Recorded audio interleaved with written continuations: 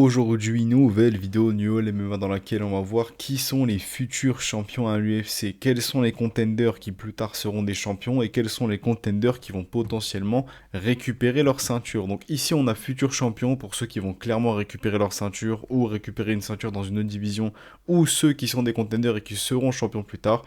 Très probable, peut-être avec match-up favorable, sinon non et jamais. On commence avec Nassourdine Imavov. Selon les rumeurs, Khamzat n'aura pas de rematch contre Strickland et apparemment Nassourdine Imavov combattrait contre Sean Strickland vers la fin de l'année. Il y a encore zéro preuve, mais c'est ce qu'il y a dans les rumeurs et généralement on sait que les rumeurs sont assez véridiques. Donc il y a de fortes chances que ce soit enfin le tour de Nassourdine pour combattre pour la ceinture. Honnêtement, voilà. Peut-être que vous allez dire que je le surcote parce que c'est un français, mais je pense sincèrement que si on a vraiment Imavov contre Strickland, je pense déjà que ce sera un combat très serré, tu vois, genre comme Volk contre Movzar.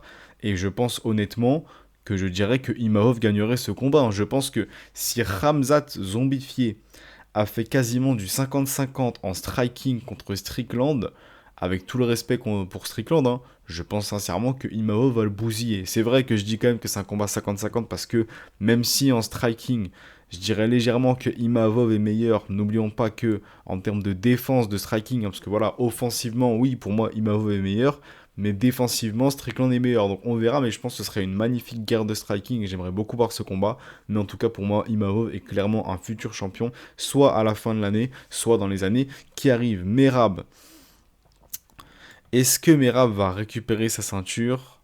Je vais pas le mettre dans futur champion très probable, je vais le mettre seulement dans peut-être. Pourquoi? Parce que le truc c'est que Merab, je l'ai appelé Merab contre Peter Yan, je pense que Peter Yan va très clairement gagner le combat. On a bien vu que Peter Yan, sans main cassée comme Oumar finalement, hein, il peut facilement défendre les takedowns et je pense qu'il va encore une fois rouler sur Merab. Beaucoup de gens utilisent l'argument du oui, le premier combat, Merab l'a 50-45, alors que le deuxième combat, il a seulement 48-47 Peter Yan. Alors, le premier combat, je suis d'accord que Merab a 50-45 parce que Peter Yan avait le bras pété. Mais dans le rematch, même si beaucoup de gens, surtout des Géorgiens, tu vois, aiment bien dire ouais, non, c'est 48-47, c'est un combat serré, Merab s'est fait bousiller. C'était un clair 50-45. Un seul round, à la limite, tu pouvais le donner à Merab. Si tu veux être gentil, tu peux donner le premier. Mais la vérité, c'est que en tant que viewer et pas en tant que juge qui est payé par l'UFC pour faire le mytho, Merab s'est fait 50-45. Donc je pense qu'on est tous d'accord. Donc je le mets dans peut-être, mais je pense que Peter Yan va gagner et qu'il ne redeviendra jamais champion. On passe à Pantoja. Pour moi, Pantoja va clairement récupérer sa ceinture contre Joshua Van. N'oublions pas que Joshua Van s'est fait dominer au sol par Tatsuro Taira, mais comme je vous l'ai dit, il va quand même réussir à le TKO à la fin du combat, et c'est exactement ce qu'il a fait. Par contre, Tatsuro Taira, c'est un bon grappleur et pas un grappleur d'élite comme Pantoja. Si Pantoja arrive à t'emmener au sol de la même manière que Taira a emmené au sol Joshua Van, je pense que lui, Pantoja, va réussir à soumettre Joshua Van très rapidement. Donc je dirais Joshua Van par soumission premier au deuxième round et je pense que Pantoja par soumission premier au deuxième round et je pense que Pantoja va récupérer sa ceinture. Et d'ailleurs, Imavov contre Strickland, je dirais Imavov par décision. On passe à Sean O'Malley. Est-ce que Sean O'Malley va récupérer sa ceinture avec match-up favorable? Sinon, non, hein. Je pense que si l'UFC le met contre Merab, tu vois, si Merab bat Peter Yan, c'est impossible que Sean O'Malley récupère la ceinture. Par contre, si Peter Yan bat Merab, ce qui je pense va arriver, et que l'UFC, ce qui également je pense va arriver, va donner un title shot gratuit à O'Malley après avoir volé son Yadong, oui, il a perdu les 2 premiers rounds, je le répéterai autant de fois qu'il faut, et avoir juste gagné contre Ayman Zahabi, qui est littéralement 13e de la division, oui, l'UFC va lui donner un title shot gratuit, et je pense que même si Peter Yan gagne clairement ce combat, tu vois, du genre 49-46, 48-47 ou même peut-être 50-45, je pense qu'on connaît l'UFC, ils vont quand même donner la décision, tu vois, à Sean O'Malley. Donc même si, non, il ne deviendrait pas le vrai champion, officiellement, je pense qu'il deviendra champion parce que l'UFC lui donnera sûrement un vol. On passe à Magomed Ankalaev. De ce que je vois actuellement, normalement, on est potentiellement, et c'est ce que je pense, hein, et j'espère pas, mais je pense que c'est ce qui va arriver. Pour l'UFC 332, je suppose que le main event, ce sera très probablement Jiri Prochazka contre Paulo Costa pour la ceinture intérimaire. Alors si c'est le cas, c'est du clair foutage de G-E-U-L-E, voilà, foutage de tronche, on va dire, hein, c'est du clair foutage de tronche. À quel moment est-ce que Yeri se prend un énorme KO premier round et le truc que tu lui donnes, c'est un title shot intérimaire. Maintenant, pour ceux qui se souviennent de ma vidéo juste après ma vidéo match-up, j'avais dit moi-même que ce qu'il faut faire, c'est Magomed Ankalaev contre Yeri Prochaska, si je me souviens bien, un truc comme ça, pour la ceinture intérimaire. Pourquoi? Parce que Magomed Ankalaev, même si là il était sur une défaite à ce moment-là, et Yeri aussi, c'était les deux qui méritaient le plus. Maintenant que Magomed Ankalaev est lui sur une victoire contre Bogdan Guskov, il mérite clairement plus que n'importe qui un title shot, donc s'il y a un title shot intérimaire, Ankalaev doit clairement être dessus. Maintenant, son adversaire, soit tu lui mets Yeri Prochaska, même s'il s'est pris un KO au premier round, on sait que c'est dans des circonstances assez cheloues, soit à la limite, tu le mets contre Paulo Costa. Mais s'il y a un title shot intérimaire, Ankalaev doit clairement être de la partie. Sauf que si tu nous fais Yeri Prochaska, qui vient juste de se prendre un KO par le champion, contre Paulo Costa, qui a seulement battu Azamat Murzakanov, c'est un énorme foutage de tronche. Mais quoi qu'il arrive, même si Yeri combat contre Paulo Costa, je pense que Yeri va fumer Costa hein, si ce combat se fait. Que Yeri a le title shot intérimaire, il est champion intérimaire. Yeri contre Hulberg 2, soit Yeri gagne, soit Hulberg gagne. Je pense que quoi qu'il arrive, si il a son title shot, et c'est sûr qu'il va l'avoir un jour, Magomed Ankalaev est clairement le meilleur de cette division actuellement. On passe à Ilia Topuria. Ilia Topuria, le truc c'est que Topuria, si Arman a un title shot avant, c'est mort. Maintenant, on connaît le Dana White privilège de Topuria, on connaît le Dana White privilège de Paddy Pimblett. Il y a un monde où ils te font un truc du genre Justin Gaethje contre Topuria numéro 2, ou Gaethje contre Topuria, ou contre Paddy Pimblett, pardon, et qu'ensuite ils te font numéro 2, et qu'ils te font Pimblett contre Topuria. Tu vois, s'ils arrivent à faire en sorte de garder encore sur le côté Arman du title shot, oui, Topuria, clairement futur champion. Maintenant, de ce que Arman nous a dit, et normalement c'est censé être bon enfin, s'il bat Rufi, il aura son title shot. Donc je suppose que Arman va clairement battre Rufi et qu'il va avoir son title shot. Et dans ce cas-là, Topuria, je le mets seulement en peut-être. Je pense qu'il ne gagne. Non, on va le mettre dans match-up favorable. Je pense que Topuria, c'est clairement le pire style pour lui, Arman. Je pense que Arman l'emmène au sol sans problème et le domine. Donc avec match-up favorable, si il a un rematch contre Gaethje ou si Gaethje a un rematch contre Paddy et que Topuria prend le gagnant, tu vois, une connerie comme ça, oui, Topuria redevient champion. Mais sinon, non, parce que Arman va très probablement récupérer la ceinture et V toute la division sans problème. On passe à Ian Gary. Ian Gary, je vais le mettre dans très probable. Je sais que tout le monde actuellement met Ian Gary dans, voilà, c'est sûr et certain qu'il sera champion, c'est le meilleur actuellement dans la division si t'enlèves Makhachev. Pour moi, c'est clairement pas ça. Pour moi, le meilleur de cette division si t'enlèves Makhachev, il est ici. On va le remonter un peu, histoire de vous hyper un peu. Voilà, on va faire Morales juste après. Voilà, d'abord, on fait Omar. Je pense que Ian Gary actuellement dans la division, il est vrai que dans mon classement, le vrai classement welterweight, je l'avais clairement sous-estimé. Je pense que si je devrais faire un top 3 des meilleurs welterweights, si tu enlèves Islam, je mettrais Morales, Ian Gary et en troisième, Sean Brady. Donc je pense que Ian Gary est un peu moins fort que Morales, mais il y a un monde où il est quand même meilleur que Morales, tu vois, on sait pas, pour moi c'est clairement quasiment du 50-50 entre les deux, donc je le mets dans très probable, mais pas non plus futur champion en mode je suis sûr à 100% comme ces trois là, tu vois. Oumar Nurmagomedov, bon, pour moi c'est clairement un futur champion, il n'y a pas de débat. Là, il va très probablement fumer son Yadong ce week-end. Il sera donc sur 3 victoires. Bon, normalement, il sera sur 21 victoires vu qu'il a gagné contre Merab très très peu avec la main cassée, mais ça c'est un autre débat. Mais en réalité, sachant que il a battu Mario Bautista, Davison Figueiredo et que ce week-end, j'espère qu'il va battre Song Yadong, il sera sur 3 très bonnes victoires. Et je suppose que Sean O'Malley va avoir un title shot contre Peter Yan si Peter Yan gagne contre Merab dans la trilogie. Donc voilà, O'Malley contre Peter Yan numéro 2. Soit O'Malley gagne contre Peter Yan, et dans ce cas-là, force à Omar, hein, parce que l'UFC ne va jamais donner de title shot à Omar si c'est O'Malley le champion, parce qu'ils savent que Omar le détruit. Mais, sachant que O'Malley ne va jamais battre Peter Yan, à part si l'UFC lui donne un vol, mais je pense que Peter Yan n'est pas bête et qu'il va savoir que s'il combat contre O'Malley dans le rematch, l'UFC va clairement ne pas lui donner la décision, même s'il met un 50-45 ou un 50-44, 50-43, et que du coup, il va se dépêcher d'avoir un finish. Donc je pense que Peter Yan va réussir à mettre TKO Sean O'Malley, et je pense que si Peter Yan bat O'Malley, on aura donc Peter Yan contre Omar, et je pense que Omar gagne à la décision, et même si à l'inverse c'est Merab qui gagne la trilogie, je pense qu'on aura clairement Merab contre Omar parce que bon, sachant que Merab a déjà roulé 2 fois sur Sean O'Malley, l'UFC n'est pas bête et ne va pas donner un title shot à O'Malley inutile, sachant qu'on sait déjà qui va se faire rouler dessus. C'est pas un rematch comme Peter Yan ou en mode O'Malley officiellement il a gagné le premier combat. Non, là c'est vraiment il s'est fait dominer 2 fois par Merab. Il n'y a aucun intérêt de faire une trilogie. Et si c'est Merab, je pense que Omar gagnerait également la décision, sachant qu'il a déjà gagné le premier combat avec une main pété. Mais d'abord, on aura sûrement quelques mois de Merab qui dira Umar don't deserve title fight, please UFC, mettez-moi contre quelqu'un d'autre, j'ai peur. Bref, tu connais. Mais Umar est clairement un futur champion et je pense le futur GOAT des bantamweight. Michael Morales. Pour moi, il n'y a aucun débat. Michael Morales est clairement un futur champion.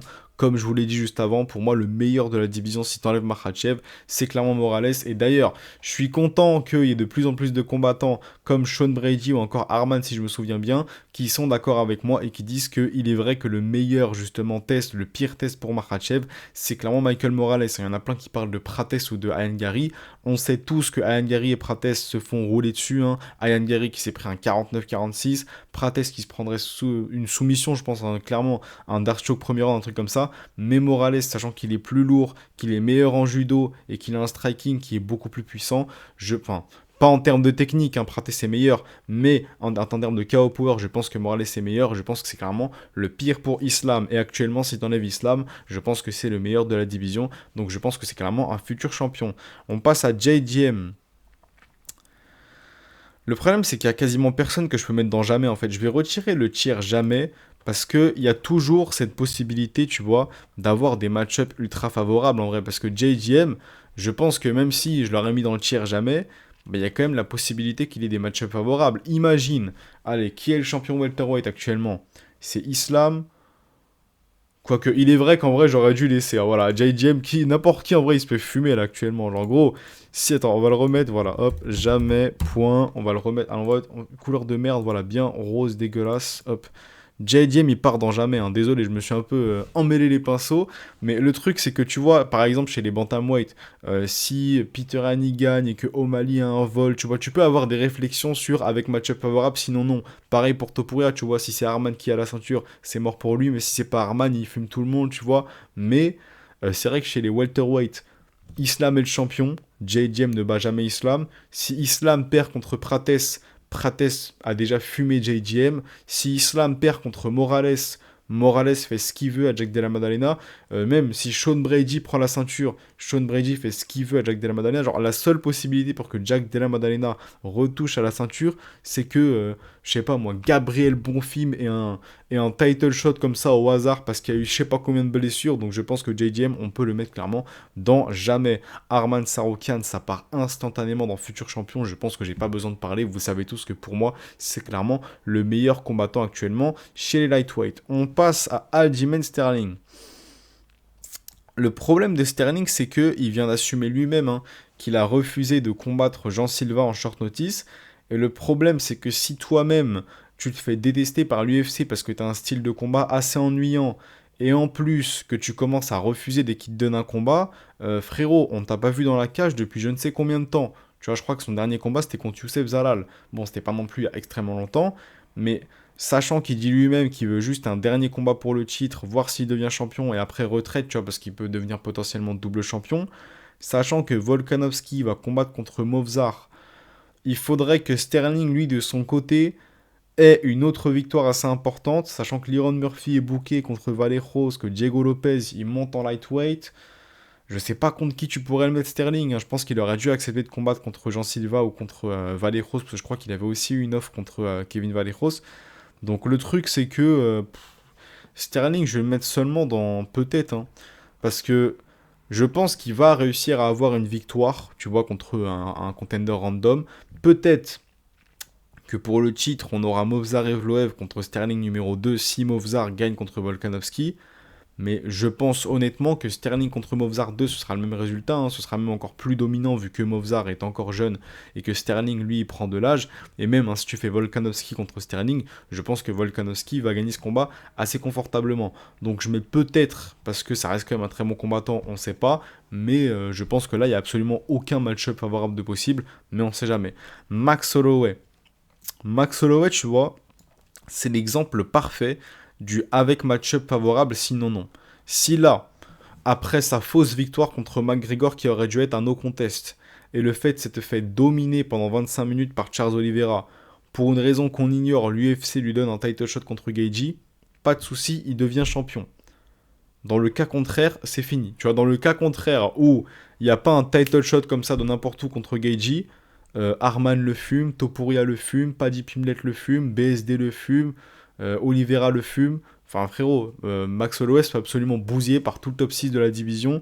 Donc, je pense qu'il n'a absolument aucune chance. Et d'ailleurs, je vois les gens commencer à commenter comment ça, Paddy le fume, comment ça, BSD le fume. Paddy lui met une soumission sans problème, hein, il lui met un dark choke.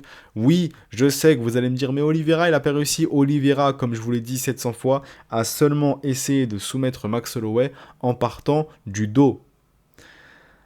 Paddy Pimblett, lui, tentera des guillotines, tentera des darkstrokes. Donc je pense qu'il réussira à soumettre Holloway. Et pareil pour BSD, hein, je pense que lui va faire comme Oliveira, qui va juste emmener au sol Holloway et le maintenir. Bref, on va mettre Khamzat en dernier, histoire de garder un peu la hype. Voilà, là on est bien là. On va mettre les combattants un peu, on s'en branle dès le début. Tac, voilà. Du coup, on passe à Sean Brady. Sean Brady, je vais le mettre dans très probable, tu vois, c'est pareil que Alan Gary, pour moi c'est un très très bon combattant, mais sachant que tu as Morales dans la division qui est plus jeune que les deux et qui pour moi est meilleur justement que les deux, je ne sais pas si un de ces deux-là peut battre Morales potentiellement dans un rematch pour Brady, tu vois, ou dans un combat contre Gary, mais c'est quand même très probable car c'est quand même un combattant pour moi qui est niveau élite. On passe à Pavlovich. Honnêtement, Pavlovich, t'as Aspinal dans la division, t'as Cyril Gane dans la division, t'as Okid dans la division, t'as Pereira dans la division. Avec tout le respect, je vais le mettre dans jamais, hein, parce qu'il n'y a aucun match-up favorable pardon, pour Pavlovich.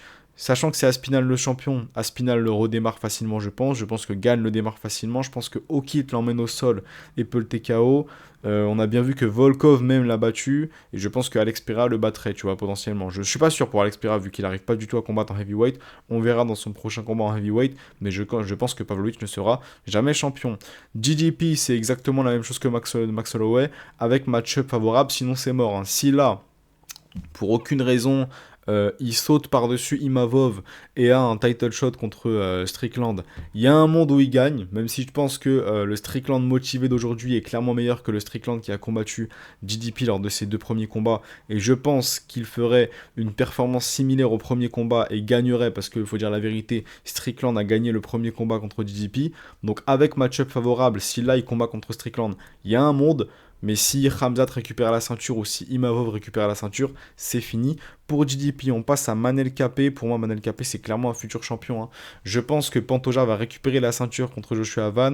Et une fois que Pantoja va potentiellement défendre contre Manel Kape, ou peut-être que Manel Kape va gagner contre Pantoja, je pense que quand Pantoja prendra sa retraite, le meilleur flyweight actuellement, c'est très clairement Manel Kape. Donc je pense que ce sera le champion. On passe à Movzar Evloev. Et pour moi, Movzar, c'est très simple. Comme je vous l'ai dit, je pense qu'il va gagner par décision contre Volkanovski lors de l'UFC 333. Donc voilà pourquoi est-ce que c'est un futur champion. D'ailleurs, j'ai été checker rapidement les codes, tu vois, qu'ils ont mis pour l'UFC 333. Dites-vous que Volkanovski contre Evloev, c'est moins 110 contre moins 110.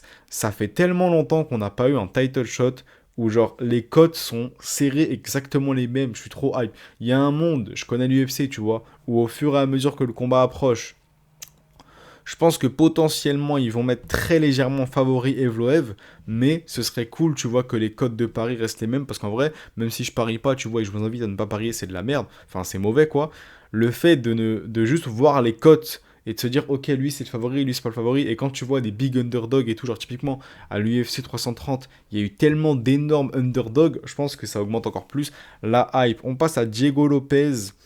Je pense que Diego Lopez, c'est avec match-up favorable, sinon non, hein. Il est un peu près. J'allais dire il est guess partout. Non, il est moyen partout, faut être honnête. Il est moyen, voire. Il est bon, allez, il est bon partout. Il est juste très très bon en striking. et il a un menton en acier, tu vois, en platine. On va dire qu'il a un menton en palladium pour ceux qui auront la... Allez, en andium. Ceux qui auront la ref, il a juste un menton en andium et son striking est très très bon. Mais ça, bah déjà qu'en featherweight, ça passe pas parce que t'as Movzar et t'as Volkanovski contre qui il a déjà perdu 3 fois au total sur les deux.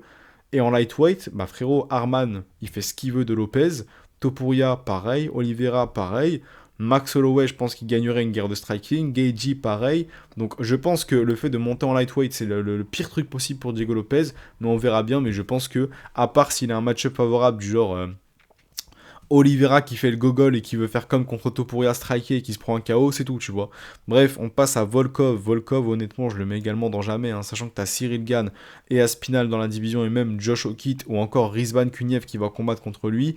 Je pense qu'il ne sera jamais champion, même si je dirais qu'il gagne contre Rizvan Kuniev, mais on sait jamais, avec la lutte de Kuniev ça peut passer. Mais je pense que contre un Josh Okit ou encore un Cyril Gane ou un Aspinall, il se fait absolument démarrer. Liron Murphy, c'est exactement pareil, hein. On a bien vu que contre Movzar, déjà en striking, ça passe pas. Alors imagine contre Volkanovski, imagine contre Diego Lopez, même contre Aljamain Sterling. Pour moi, Liron Murphy est très surcoté, tu vois, il mérite clairement pas sa place de troisième dans la division. À la base, il était sixième.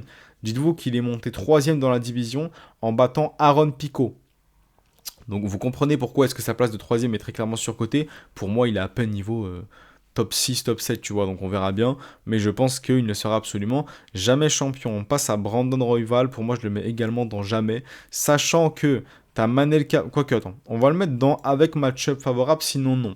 Parce que il y a un monde où dans un rematch contre Joshua Havan, il puisse gagner. Donc si Joshua Havan, le faux champion qui a gagné la ceinture par no contest, est encore champion pour une raison qu'on ignore, je sais pas, le combat contre Pantoja est annulé, Manel Capé est blessé, et Brandon Royval a un title shot, il y a un monde où il bat dans un combat à 5 rounds Joshua Havan, vu qu'il a plus d'expérience dans les 5 rounds, mais s'il combat contre Manel Capé, il est mort, et pareil pour Pantoja, tu vois, on a bien vu 2 fois contre Pantoja ce qui s'est passé, on a vu ce qui s'est passé contre Capé, bref, vous connaissez. Pereira, avec match-up favorable, je pense qu'il peut redevenir le champion des light heavyweight. Si c'est pas en Kalev le champion, je pense qu'il bat tout le monde.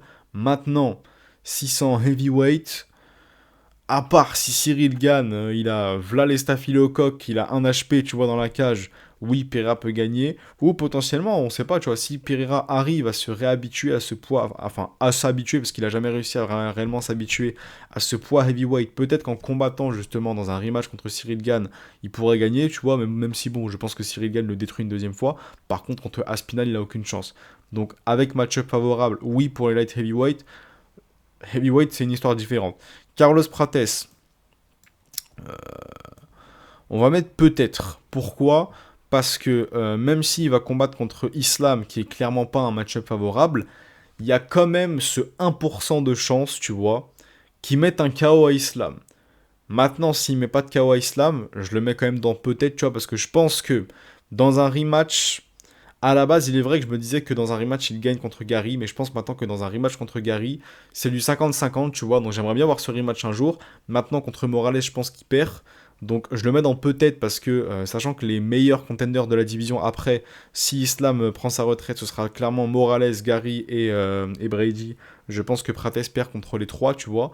Donc légèrement Gary, je dirais maintenant, il est vrai que j'ai changé d'avis sur ce combat, maintenant je dirais quand même légèrement Gary contre Prates, à part si, quoique, en vrai non, je sais pas, c'est du 50-50, parce que le problème c'est que Prates, quand il était contre Gary, il avait tellement peu de confiance, mais là il a tellement récupéré de la confiance, donc on verra bien, mais je pense que je le mets dans peut-être, pour moi il est clairement pas futur champion. Cyril Gane, vous allez pas être content, je le mets dans avec match-up favorable, sinon non. Pourquoi? Parce que Aspinall, il a dit qu'il comptait pas rester très longtemps à l'UFC. Pour moi, Aspinall actuellement en heavyweight, il est imbattable, il gagne contre tout le monde. Ok, soyons clairs. Certains vont pas être contents, ils vont me dire Cyril Gane, il gagne. Vous avez été je ne sais pas combien à me dire que Cyril Gane est meilleur que Aspinall. Ça fait je ne sais pas combien de fois que je vous explique pourquoi est-ce que pour moi Aspinall est meilleur. Parce qu'il est juste meilleur absolument partout. Il y a que en striking, ou à la limite, tu peux dire que Cyril Gane est meilleur, mais encore, on sait pas réellement, tu vois, vu que bah, Cyril Gane, il met pas énormément de KO comparé à Spinal. Il arrive à gérer quasiment tout le monde en striking à la décision, tu vois, ses seules défaites, si je me souviens bien, c'est John Jones et Ngannou. Mais de son côté, à Spinal, il a littéralement mis KO au premier round tout le monde ou soumis tout le monde au premier round, tu vois. Donc je pense qu'en termes de striking, ils sont assez similaires, même si je mettrais quand même légèrement Aspinal. Mais pour moi, Aspinal est juste meilleur partout, tu vois. Le seul truc sur lequel on peut débattre que Cyril est meilleur, c'est le striking. Mais en termes de KO power, Aspinal est clairement meilleur, tu vois. Donc même ce point, c'est du 50-50. Donc voilà pourquoi est-ce que je pense que Cyril Gane ne gagnera pas. Parce que je pense que Aspinal, peut-être qu'il va faire 2 rounds en striking, histoire de, mais s'il voit qu'il perd, il va juste emmener au sol Cyril Gane et je pense qu'il peut le soumettre, mais c'est tout. Mais si le champion n'est pas Aspinal, vu que Aspinal apparemment va peut-être voir sa ceinture se faire enlever et peut-être qu'elle va être vacante de ce que j'ai compris, ou potentiellement, vu qu'Aspinal il compte pas rester longtemps en MMA, peut-être qu'il va prendre sa retraite. Et s'il n'y a pas Aspinal, dans ce cas-là, je pense que Cyril Gane est très clairement le champion. Donc je le mets avec match-up favorable, sinon non, pour l'instant, vu que Aspinal est à l'UFC. Mais si Aspinal quitte l'UFC, ça part directement au futur champion. Jean Silva, euh, on va mettre dans peut-être. Pourquoi? Parce que là, il va combattre contre Delgado. Je pense qu'il va clairement gagner contre José ou José, je sais pas comment on dit son blast Delgado. Ensuite, soit l'UFC va lui donner un title shot après avoir battu un mec qui n'est même pas top 15, comme ce qu'ils ont fait pour O'Malley quand il a battu Ayman Zahabi, vu qu'il va sûrement avoir un title shot contre Peter Yan, et sa première défense contre Marlon Chito Vera qui n'était même pas niveau top 15. Mais en soi, à part sa victoire contre Delgado, je ne le vois pas gagner contre Volkanovski ni contre Evloev, mais vu qu'il a quand même ce KO power, on sait jamais, il y a quand même un monde, tu vois, il a quand même 5% de chance, mais c'est tout. Jiri Prochaska, au vu des choses, au vu de comment est-ce que c'est en train de se passer, il y a de très fortes chances qu'on ait Jiri Prochaska contre Paulo Costa pour la ceinture intérimaire, et dans ce cas-là, je le mets dans très probable. Pourquoi? Parce que je pense que dans un rematch, Yiri a clairement ses chances contre Hulberg. Hein. Je pense qu'il s'est juste pas attrapé parce qu'il a été teubé et qu'il est en train de se demander si son genou allait bien à Hulberg. Mais un Yiri qui va pas être en mode oh, est-ce qu'il va bien son genou et qui sera à fond, je pense qu'il peut clairement battre Hulberg, hein, vu comment il est en train de le dominer. Même si, bon, 4 minutes de combat, ça ne veut rien dire. Hein. Mais je pense honnêtement que s'il combat pour la ceinture intérimaire contre Paulo Costa, il gagne, ça, il n'y a pas de débat. Mais s'il combat ensuite contre Carlos Ulberg, c'est plus serré. Mais pour l'instant, je dirais quand même peut-être légèrement Jiri Prochaska. Maintenant, je le mets dans très probable, mais on va quand même le mettre dans avec match-up favorable, sinon non, parce que match-up favorable, c'est le fait que Ankalev ne participe pas au combat intérimaire. Parce que si c'est Ankalev contre Jiri, Ankalev fume Jiri, donc c'est mort. Mais si c'est Jiri contre Costa et ensuite Jiri contre Hulberg, là c'est très probable. Donc avec match favorable, sinon c'est mort vu que le vrai champion pour moi c'est Ankalaev. On passe à Charles Oliveira. Oliveira c'est pareil, hein, avec match-up favorable. Hein. Si, comme il le dit, c'est lui qui mérite le plus, il veut son title shot contre Geiji, oui, il va redevenir champion, ça n'y a pas de débat. Mais si Arman ou Topuria, il est là, si Arman ou Topuria touchent à la ceinture, je pense que ça va être très compliqué pour Oliveira. Arman, je pense que c'est impossible qu'il gagne. Topuria encore avec un bon game plan, je pense que Oliveira peut gagner, parce que la première fois il a juste été teubé, il a foncé dans Topuria, mais je pense que je le mets seulement dans match-up favorable contre Geiji, sinon c'est mort. On passe à Khamzat, je pense qu'il n'y a pas de débat, c'est très clairement un futur champion, soit il va avoir son rematch contre Sean Strickland, mais du coup de ce qu'on a pu voir dans les rumeurs, c'est normalement Strickland contre Imavov. Si c'est Strickland contre Imavov, si Strickland bat Imavov, dans ce cas-là, je pense qu'on aura potentiellement Khamzat contre Strickland 2. Et je pense que Khamzat récupère la ceinture. Maintenant, si Imavov bat Strickland, Khamzat va très probablement remonter. Oui, remonter, vu qu'à la base, il était déjà monté en light heavyweight. Et je pense que là, ça deviendra le champion des light heavyweight sans aucun problème. On passe au dernier de cette vidéo, Josh O'Keefe. Pour l'instant, je le mets seulement dans peut-être. Pourquoi? Parce que, bon, il nous dit que, voilà, il veut combattre contre Cyril Gane, il pense qu'il démarre Cyril Gane, soyons honnêtes, que ce soit Aspinal ou encore Cyril Gane, les deux lui font du très sale, mais on n'est pas à l'abri qu'il s'améliore de fou, et qu'il puisse être capable de gagner contre potentiellement Cyril. Je pense que Aspinal le broie, tu vois, mais si O'Keefe s'améliore de fou en striking, et qu'il améliore sa lutte de fou, peut-être qu'il peut emmener au sol Cyril Gane et dans ce cas-là potentiellement gagner le combat par TKO, mais même ça j'y crois pas, c'est pour ça que je le mets seulement dans peut-être. Voilà ma tier list finale de qui sont les futurs champions UFC, Imavov, Pantoja, Ankalaev, Umar, Morales, Arman, Capé, Manel Capé, Evloev et Khamzat. Bref, à demain, passez une bonne journée.